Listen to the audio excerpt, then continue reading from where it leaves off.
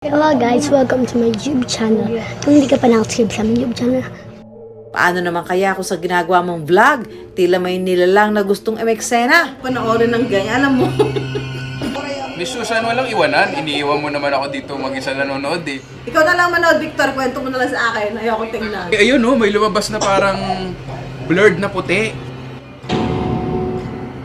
Tapos napatalikod siya. Mas maganda alamin natin ang kwento niyan. Abay, yan eh, kung totoo, nakakatakot yan, ha? ito ko sa inyo to.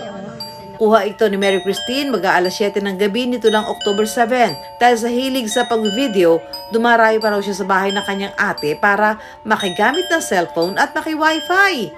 Mary, pakikwento mo nga sa amin kung ano yung nakita niyo sa camera nung araw na yon. Tapos, ano yung naramdaman niyo pagkatapos? Kung nagbablog ako, biglang may sumingit po na kakaiba po. Parang mukha po. Gusto po. Pero po nung nagbablog po, kaming tatlo lang po kami nung nandun lang po sa may malapit sa camera po. At nagutla po ako. Para daw po siyang umiimik. Pero nakikinig ko din po, naganto po siya. Natatakot din po ako gawa ng para pong may ipinapahiwatig na salita. Ito raw ang unang pagkakataon na may nagpaparamdam umano sa kanilang bahay na nagdulot ng takot sa lahat. Walang tampering ang video na to. Kumbaga, walang attempt to edit. Kumbaga, kung ano yung nakita ng bata is nandoon. Ayon naman sa paranormal researcher na si Dion, mahirap man tukuyin kung ano ang nagpakita sa video ni Mary Christine. Mahalagang malaman daw na mag-anak ang mensaheng naisiparating nito. Ano ba kadalasan yung mga pinapahiwatig at dahilan ng pagpapakita ng mga aparisyon o elemento? Parang tao din yan eh. Pagkaraming dahilan kung bakit nagpaparamdam sila. Kung sa akin lang, kung isang beses lang naman nagparamdam ito o kung isang beses lang nagpakita ito, malamang dumadaan lang. Ang medyo nakakakon nga lang kung nagpaparamdam ito ng ilang beses na, yan ang medyo kailangan pa ng saliksik pang malaman kung bakit. Pero para sa magkapatid, malinaw kung sino ang nagpakita sa kanila at ang mensaheng nais nitong iparating.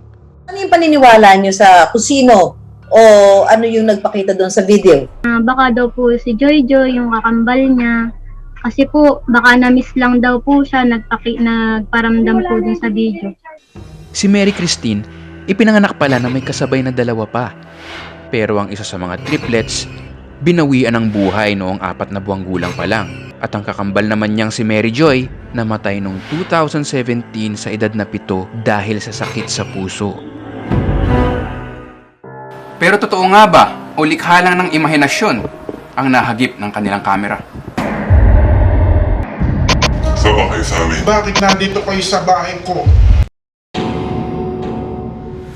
Pero ang tanong kasi doon is kung nasan yung object. Anything na hindi umabot dito sa line na to, patalikod, pwede mag-blur. Ito yung demonstration natin or ganito siya. For example, ito yung finger ko. Mapapansin yung kamay ko, sharp. Medyo sharp naman. So kung titingnan natin ng mabuti, yung nangyari doon sa nakuna ng bata, most probably dito may lumabas. So hindi natin alam kung ano yun. Pwedeng tela ba? Or may hayop na dumaan? O baka may humawak lang at may patong lang saglit na nandoon.